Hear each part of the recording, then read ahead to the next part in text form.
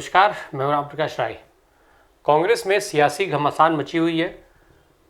राजस्थान में जो कल से सियासी नाटकीय घटनाक्रम शुरू हुए हैं वो ख़त्म होने का नाम नहीं ले रहे हैं। वहीं आला कमान बिल्कुल बेबस और खामोश है।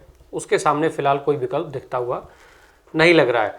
दरअसल सचिन पायलट को मुख्यमंत्री बनाए जाने की बात जब से निकल करके सामने आना शुरू हुई तभी से ये सारी गुटबाजी तैयार होना शुरू हो गई थी। इसके पहले अशोक गहलोत को राष्ट्रीय अध्यक्ष बनाने की जोर शोर से बात हुई। राष्ट्रीय अध्यक्ष के लिए खुद कांग्रेस पार्टी के आला कमान, हाई कमान जो सोनिया गांधी परिवार है, उसका भी समर्थन अशोक गहलोत की तरफ जाता हुआ दिखा। हालांकि खुद सोनिया गांधी ने दावा किया था कि वो गांधी परिवार इस राष्ट्रीय अध्यक्ष के चुनाव से बिल्कुल अलग रहेगा और वो निष्पक्ष रहेगा।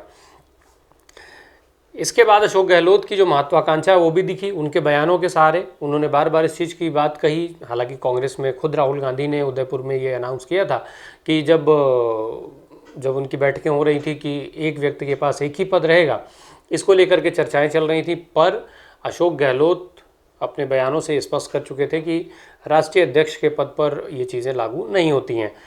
अब जब अशोक गहलोत का ये तय हो गया था कि वो राष्ट्रीय अध्यक्ष पद के लिए नॉमिनेशन करेंगे, ऐसे में जो सचिन पायलट या जो भी राजस्थान की सत्ता जिसको भी सौंपनी थी उसमें सचिन पायलट का नाम सबसे ज़्यादा चल रहा था।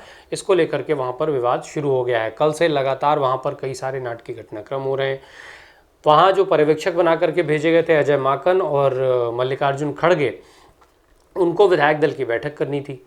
विधायक दल की बैठक में उनको एक एक करके विधायकों की राय जाननी थी, पर विधायक वहाँ पर पहुँचे ही नहीं।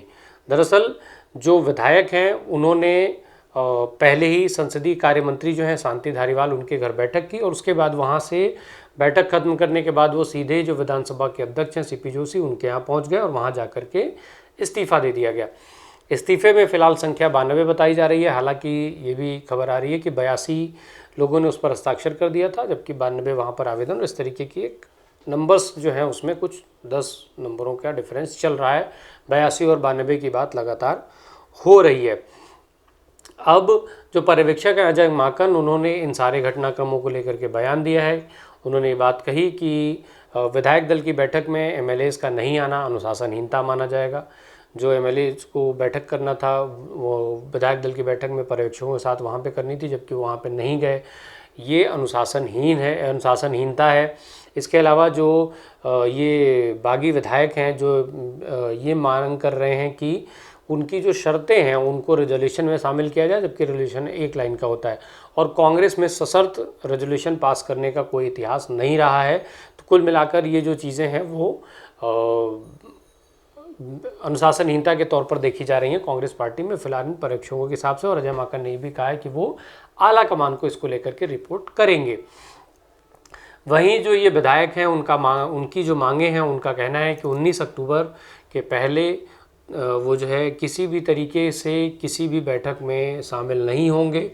इसके अलावा उनका कहना है कि जो पहली बार कांग्रेस में सरकार बचाने वाले जो 102 विधायक थे उनके बीच से ही कोई मुख्यमंत्री बनाए।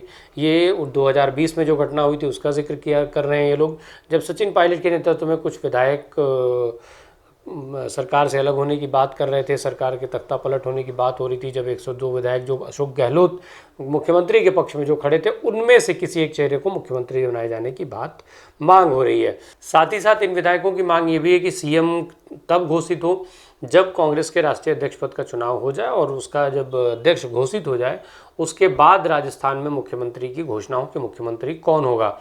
साथ ही साथ इनकी ये भी मांग है कि जो नया मुख्यमंत्री हो वो अशोक गहलोत की पसंद का हो, यानी अशोक गहलोत जिसको कहें, जिसको पसंद करें, जिसको समर्थन दें, वही वहाँ का मुख्यमंत्री हो। और ये भी तय है कि अशोक गहलोत कभी सचिन पायलट का समर्थन नहीं करेंगे। ऐसे में अब ये जो विवाद है वो और बढ़ता हुआ जा रहा है। सचिन पायलट का जो धड़ा है वो सचिन पायलट के आवास पर मौजूद है। खुद सचिन पायलट अपने आवास पर मौजूद है। बार बार ये कहा जा रहा है कि हो सकता है जल्दी उनको दिल्ली जाना पड़े, पर वो दिल्ली नहीं गए हैं और वहाँ पर अपने जो समर्थक विधायक हैं उनका आना जाना उनके आवास पर लगा हुआ है। हालांकि इस पूरे मामले को लेकर के सचिन पायलट और उनके जो समर्थक विधायक हैं उन्होंने खामोशी साधी हुई है। वो चुप्पी साध करके बैठे हुए हैं, किसी तरीके का कोई बयान नहीं दे रहे हैं। कुल मिलाकर ये कि ये लोग जो है वो लगातार इस चीज़ पर नज़र बनाए हुए हैं कि शीर्ष नेतृत्व आलाकमान की तरफ से क्या फैसला आ रहा है। वहीं इन सारे कांग्रेस के अंदर जो घमासान मचा हुआ है, कांग्रेस के जो विधायक हैं तमाम, वो इसको कांग्रेस परिवार के आंतरिक लड़ाई मान रहे हैं, वो कांग्रेस परिवार की लड़ाई कह रहे हैं। उसको उनका कहना है कि ये जो कुछ भी है वो कांग्रेस पार्टी के लिए किया जा रहा है और कांग्रेस पार्टी का अंदरूनी मामला है, जबकि भारतीय जनता पार्टी इसको लेकर के कांग्रेस पार्टी पर निशाना साध रही है। कांग्रेस पार्टी पर निशाना साधते हुए भारतीय जनता पार्टी के वरिष्ठ नेता मंत्री भूपेंद्र यादव ने राहुल गांधी के साथ तस्वीरें शेयर की, जिसको लेकर के उन्होंने कहा कि पहले कांग्रेस बचा लें और फिर भारत जोड़ने की बात करें। तो भारत जोड़ो यात्रा पर भी, भारत जोड़ो यात्रा से जोड़ करके इस पूरे घटनाक्रम को भारतीय जनता पार्टी कांग्रेस पार्टी के ऊपर सीधे सीधे निशाने साध रही है। इस मामले में बहुत तेज़ी से कई सारे अपडेट्स आ रहे हैं। नए अपडेट्स के साथ हम फिर मिलेंगे, पर जो अभी तक के हालात हैं वो हमने आप तक पहुंचा दिए हैं।